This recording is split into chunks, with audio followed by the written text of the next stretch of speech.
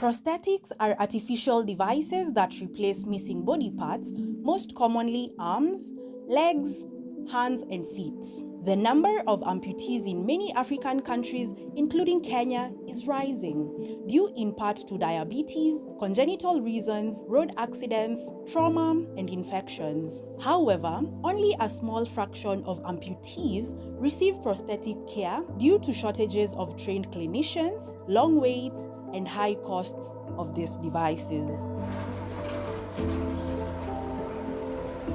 Niligundua niko na diabetes nikiwa class 6 2016. Sasa ndo nikaenda nayo 2020 ndo hiyo mguu ikatokea kidonda. Sasa kidonda ikaendelea ikaenda hosi. Ikasemekana tu nikukata. Si rahisi kuipata. Mwenye ako nayo tu anashukuru tu Mungu. Maana mimi nimeng'ang'ana sijaipata bado. Artificial leg sijaipata maana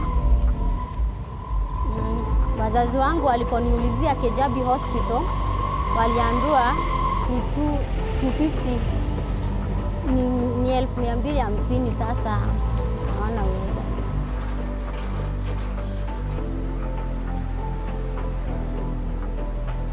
Nitongo Wycliffe Ndeda. Sasa nikaanguka nikapelekwa hosi. Hapo nilikuwa Kisumu theater huko, nikapelekwa theater. Alafu hiyo wakati madaktari nao walikuwa magoma. Sasa kwa ile plast ile white. Wakati wa kutoa alipata mkono ishaoza.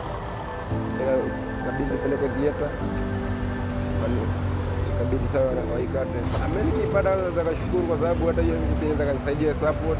Susan and Wycliffe illustrate how financial barriers prevent many amputees in Nairobi from accessing prosthetic care. Next, I'm heading to meet two individuals from the small minority with prosthetics, reshaping loss into strength and adaptability.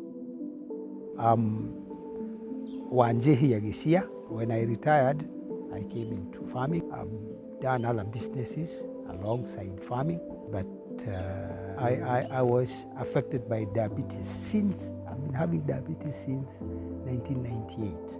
So all along I've been fighting diabetes until it came to this. It started with my fingers, no, my toes, sorry. It started with my toes. And it developed to a certain point that the doctor recommended amputation. So the doctor told me there are prosthetic limbs. So it's from that point that now I realized that we could have a solution. You know, like there are people who come here and they have come to see me and they find I've even advanced in my family more than the way I used to be before. So they're wondering, how do you make it? Tell them, my brain is not dead. And even before, when I used to have the limbs, it's not me who used to do those things. I will only give instructions and pay people to do it for me. So why should I not do them if I don't have legs?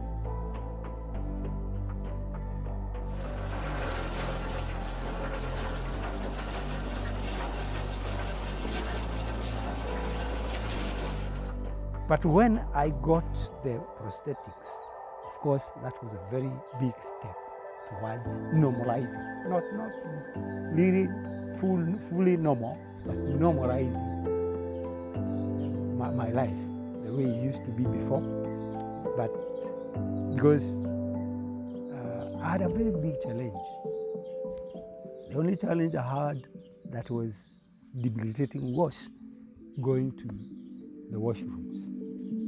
Because you see, in a wheelchair, somebody has to push you up to the door, then they had to pick you up and set you on the basin, then you do what you're doing while they're there, then they pick you up, put you back onto the wheelchair, and then they push you to wherever you wanted to go. So that was the most difficult thing that I went through. But when I got the prosthetics, now I think now that problem is gone. So I said hallelujah, and here I am.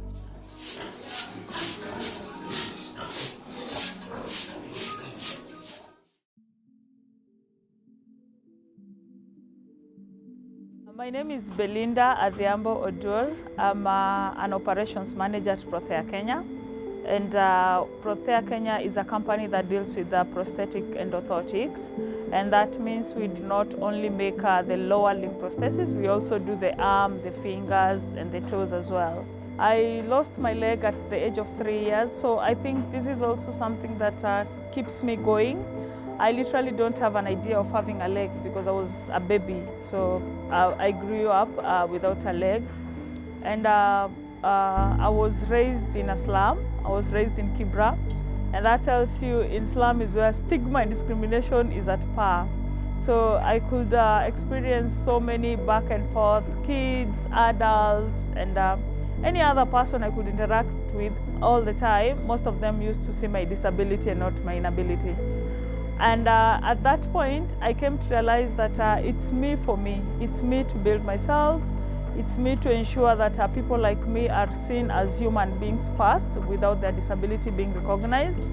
And it's me to change the narrative. Prosthetic devices are very expensive. That one I can be honest with you, they are expensive. And at Prosthetic Kenya, currently we are the cheapest. We sell our below knee at 80,000, our above knee at 150,000. So compared to other places, currently we are the cheapest. And the only thing that can be done in Kenya to ensure that these devices are accessible, they should exempt all prosthetic devices from VAT. This is what hikes the price. Putting in mind that I'm a woman, I try my level best to ensure that most women with amputation feel like life has to go on. No matter what happens, life has to go on. You can go ahead and get babies as an amputee, which is allowed. You can be in a relationship. You can interact with other people the way you want. And one other thing that helps me also do more sensitization is mostly my dress code. Most of the time I do dresses, I do shorts. And this is because I want people to know that, yo, bro, I'm an amputee, but this is not stopping me from being who I am.